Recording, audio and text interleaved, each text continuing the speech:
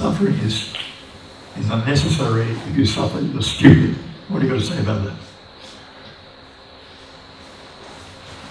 It's stupid suffering.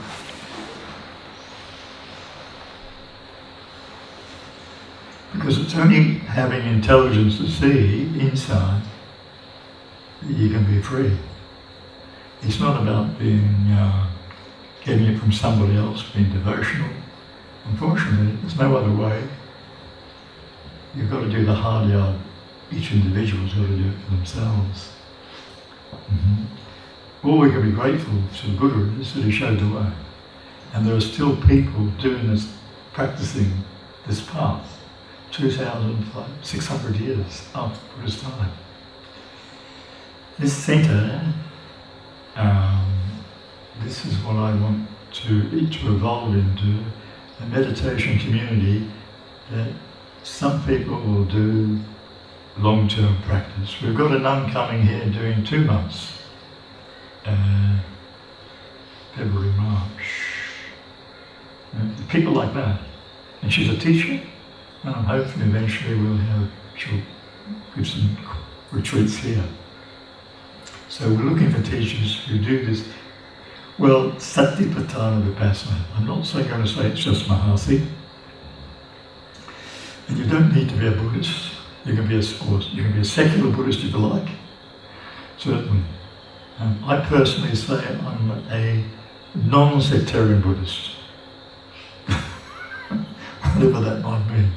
So I'm very clear what is the Buddhist culture and what is the teachings the Buddha gave.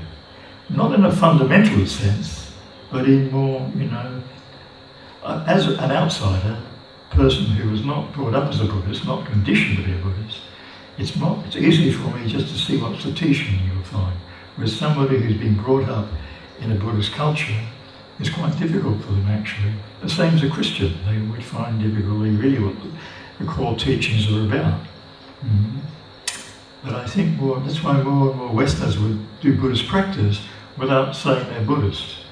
But if you go deep enough, you will then, without identifying with it, appreciate the practice. And I would say that Satipatthana Vipassanā is a universal.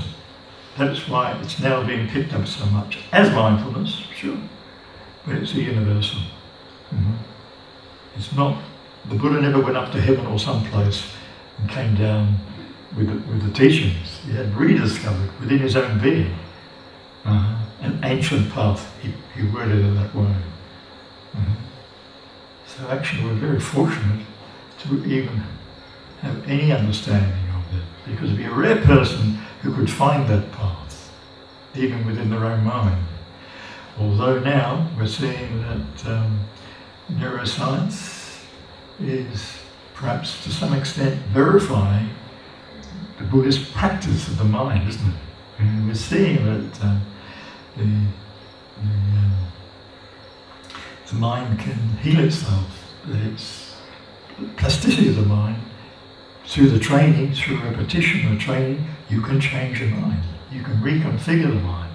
And that's what Buddhist understanding has always been, that everything's changeable.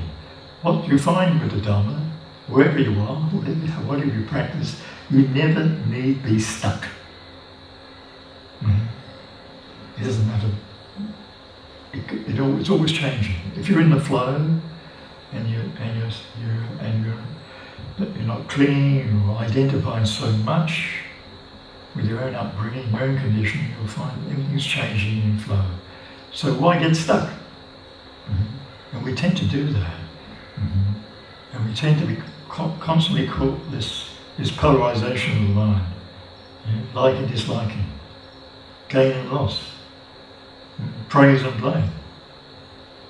If somebody blames you, it may be even abuse. It's difficult to be okay about it, but there you go. It is, it's that person who's abused. When somebody abuses you, the Buddha says it's like, you're screaming at the heavens. It comes back down on you. If you don't take it, without aggravating that person who's abusive towards you, or blames you, it's fine, If you're going to get praise, you're definitely going to get blame. That's how it is, isn't it? And if you gain, there's loss. And loss can be looked at, you're learning something from it. But certainly happiness, is not something we pursue, as in the American Constitution. Happiness comes more when there's more equanimity, there's more peace. It's not, when there's absolute peace, then there's more balance.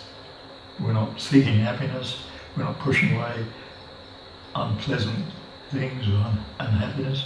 We just accept things as they are. It's never going to be perfect. We're never going to be that. Only the statue sits up here. That's perfect. I've been watching it very closely. It's never moved a muscle. So, and it's gold too. One thing I do find difficult with how Buddhism's presented, there's an ideal, and 99% of us are never going to be that get to that perfection. So I'd rather work where I'm at rather than work with some ideal how things should be or could be, rather than working where I'm at and from there gain some understanding. So key thing is to maintain equanimity but not its near enemy. People withdraw, and so the near enemy of equanimity is aloofness, they just disengage. But that's not it. Equanimity has been onlooking, engage. So equanimity comes through the insight knowledges. There's a definite level of equanimity that comes through once you've worked with your feelings and emotions.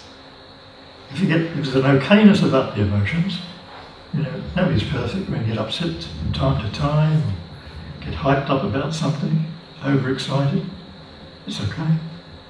But if we come back to equilibrium, we can carry on. These 8 worldly winds are a good teaching, especially if we're aware of the nature of the mind. And slowly we can maintain more okayness, more balance, less reaction, be less impulsive, and more considered. So that's we're off the hook to a large extent if we can maintain this middle way. Personally, for me, it's a Buddhist way. I'm sure that it doesn't have to be labelled a Buddhist, but essentially it is. Teaching comes from the Buddha, Buddhist path. So, equanimity.